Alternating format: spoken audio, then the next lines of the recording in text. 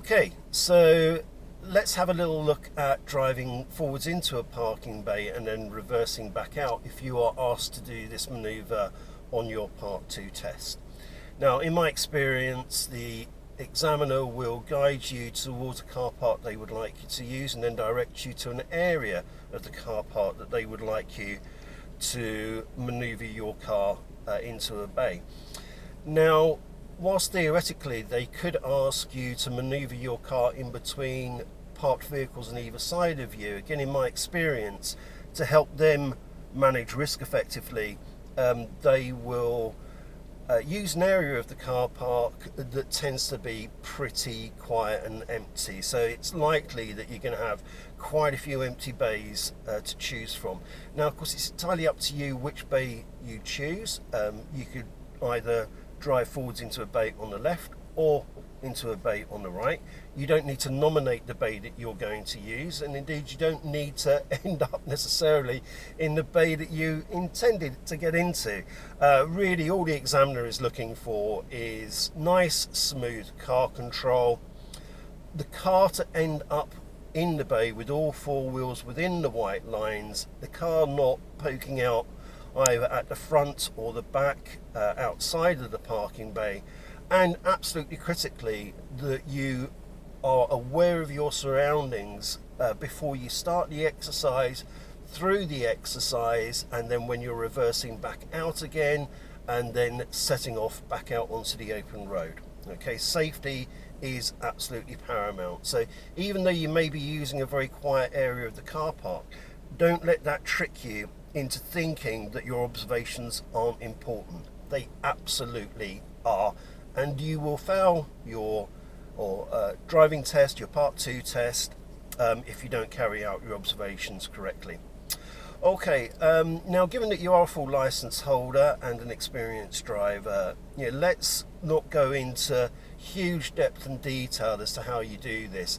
I'm really just going to highlight the key factors for you, but also give you a couple of tips to help you nail it first time, so you don't need to readjust the car in order to end up in a bay. Because bear in mind, on your Part 2 test, you're only allowed a maximum of 6 driving faults, and if you need to readjust your car to end up in a bay, then it's likely that that readjustment in itself would lead to a driving fault. It wouldn't be a serious or a dangerous fault, but it would be a driving fault, and then of course that's one of your 6 lives gone. Okay, so let's have a little look at it now, if I can get my words out. And as I say, I'll point those little tips out to you as well. So see, I'm stationary at the moment. I'm in a car park area, as you can see. So before I get the car moving, to position myself, have a quick check all around. Can't see anybody else manoeuvring in the car park or coming into the car park at the moment, so it's safe for me to pull away. Now, to begin with, I'm going to drive forwards into a bay on the right. Okay. You should be able to see 2 sets of parking bays now, one on the left, one on the right, and I'm going to position my car well away from the parking bays on the right, but not into the parking bays on the left. Now I'm going to position my car so I can steer into a bay, and my starting position for me is about there.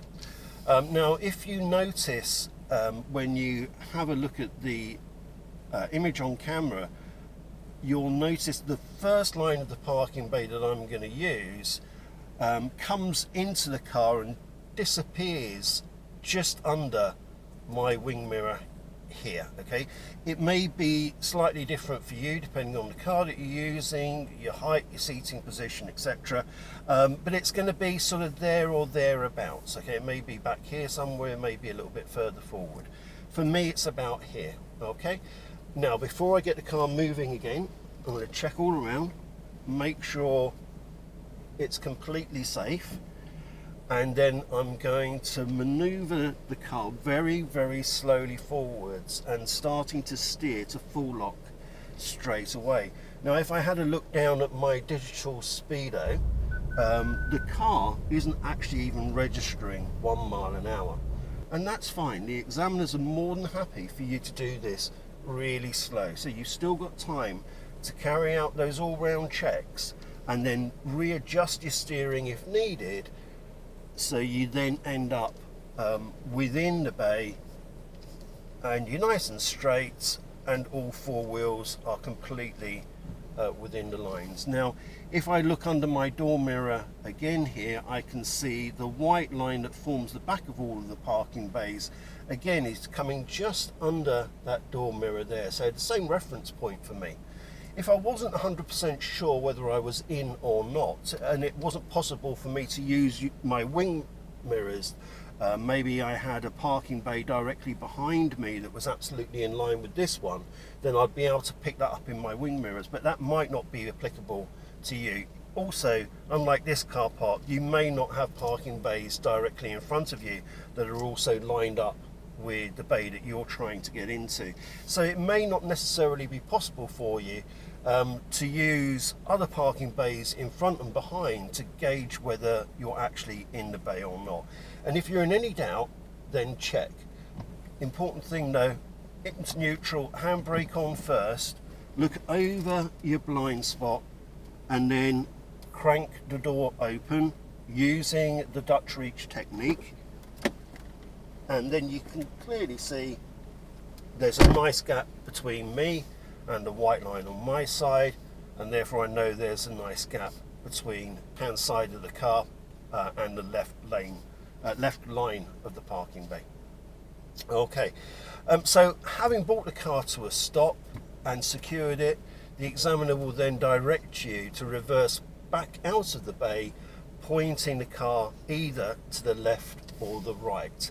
If there's a one-way system in place, then the examiner will direct you which way they would like you to point the car forwards. Okay, but obviously it's still important for you to be mindful of any one-way systems that are in operation as well and not contravene them. Okay, so I'm going to get it into reverse. Again, I'm checking all around. I'm making sure that nobody is moving anywhere near me, and then I'm going to reverse the car out. Now, if there are empty bays either side, then I could start maneuvering the car immediately.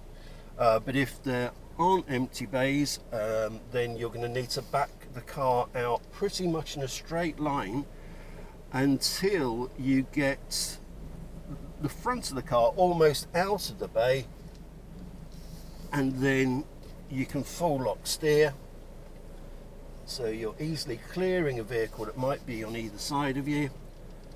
Quick little turn to the left just as you're bringing the car to a stop, so now the cars are already pointing in the direction that I want it to go again.